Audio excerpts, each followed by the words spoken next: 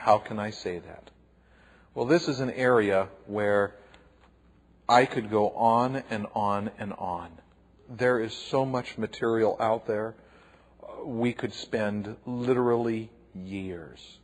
But I'm going to touch on some of the biggest finds that we have that support what I have just said, that the Bible has remained remarkably unchanged. In 1896 and 1897 in Oxyrhynchus, Egypt, an archaeological dig found 27 manuscript portions of the New Testament on papyrus. So this takes it way back to the early 2nd century. They were found in the sand, preserved in sand. They were in clay jars. It's dry, so the parchment did not decay, or the papyrus did not decay. They are accurate and consistent with what we have. Here we have 27 full manuscripts of the early New Testament books. And what we have there from that 2nd century, 1900 years ago, lines up with what we have today. It's not changed. In 1934, we have other fragments that were found. They're called the John Rylands fragments. They date to prior to AD 150. Included in these fragments is a portion of the Gospel of John, John 18. It is the same as today's. In 1956 to 1961, again, more archaeological digs were done, and we came up with what are called the Bodmer papyri. These date to approximately AD 170 to 220. We have 14 chapters of the Gospel of John. We have all of 1st and 2nd Peter. We have Jude. And we have considerable parts of Luke. When we compare these to what we have today, they are the same. And, of course, the big thing is the Dead Sea Scrolls, found in 1948. These were written between approximately 300 and 100 BC. With them, we have a complete book of Isaiah and portions of Psalms, Deuteronomy, Exodus, Genesis, and 1st and 2nd Samuel. These also were written on papyrus. Some are on parchment, but they're rolled up. They were held in jars and they were in a cave.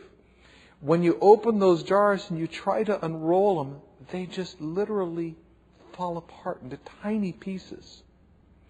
And so it takes years, decades, to put the tiny pieces back together, glue them all together, so that then you can read it.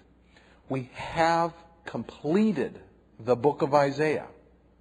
Now, written somewhere between 300 and 100 BC, so we're looking at something approximately 2,300 years old. What do we see in that book of Isaiah? Well, that book of Isaiah has only 3 variants from what we have today. In chapter 6, verse 3, it has, they were calling. This is a scene before heaven where there are angels calling out. The Dead Sea Scroll says, they were calling. What we have today, one called to another. Massive change, isn't it? And again, in chapter 6, verse 3, what were those angels calling to one another? That Dead Sea Scroll has holy, holy. Our version today has holy, holy, holy. An extra holy. And in chapter 6, verse 7, sins. That God will not hold the sins of the people against them when the Messiah comes. Our version today left out the S. Sin. God will not hold the sin of the people. There you have the sum total of the differences over a 2,200-year time frame of scribes hand copying and passing down from one scribe to the next, from one printer to the next printer to the next printer. You see,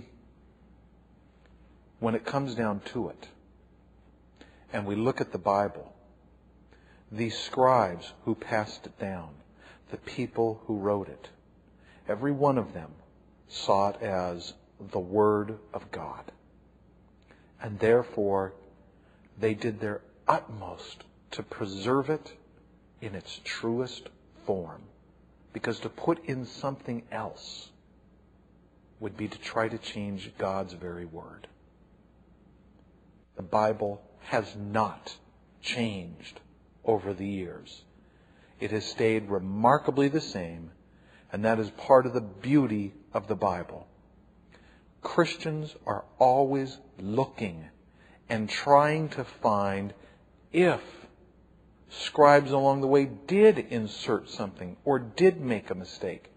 That's why we find these things. We look for these things to find old versions going back as close as we can find to when Matthew, Mark, Luke, and John originally wrote. Because the closer we get, the more accurate what we have is. And yet as we go back, we find very, very few changes. And when we do find that there's been something changed, maybe a little verse has been added here or there, which you will find in the NIV and the ESV, it's noted and says, earlier manuscripts do not include this. Always trying to make sure that people understand what was originally said. Now that comes to the question, but why are there all of these different Bibles? Well, there aren't all these different Bibles. There is only one Bible. There are many translations of it. The Bible is the inspired Word of God.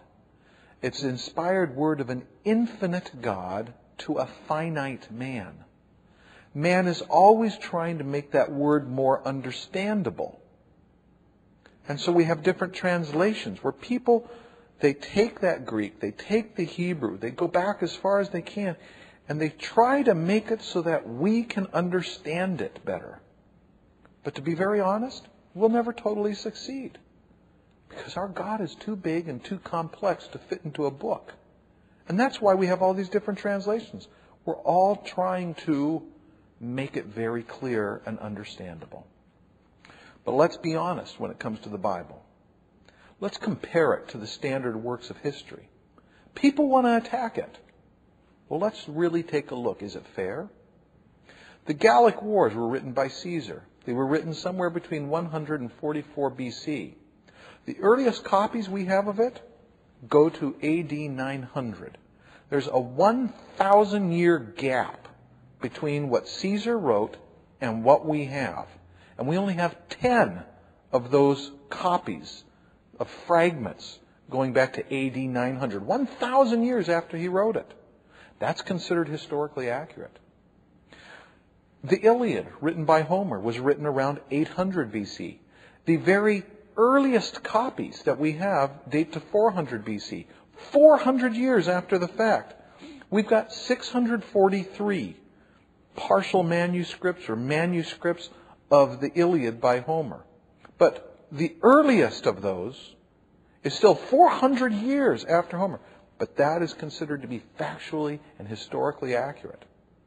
The Natural History, written by Pliny Secundus, was written somewhere between AD 61 and 113. The earliest copies we have of it date to AD 850, 750 years afterwards. How many of these copies, manuscripts, partial manuscripts do we have? A grand total of 7. And it is considered to be historically accurate. And the Bible, written by Moses and others, written between AD 1400 and AD 90.